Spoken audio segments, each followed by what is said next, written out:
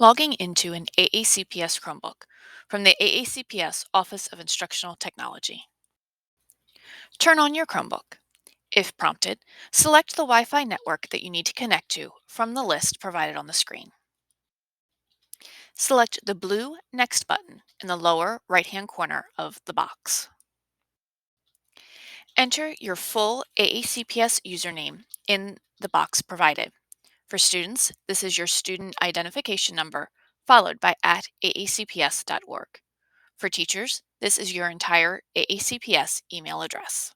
Enter your AACPS password. If you are not sure of your password, contact the school. Or if you are locked out, contact the AACPS help desk. You will now be asked to sign into Classlink. Select either the Sign in with Google option or the Sign in with Microsoft option. Please note, to use the Sign in with Google option, you will have needed to have linked your account. If you have not done this, you will need to select the Sign in with Microsoft option. Congratulations! You have now logged into your AACPS Chromebook. You can now navigate to anywhere that you need to on the Classlink page.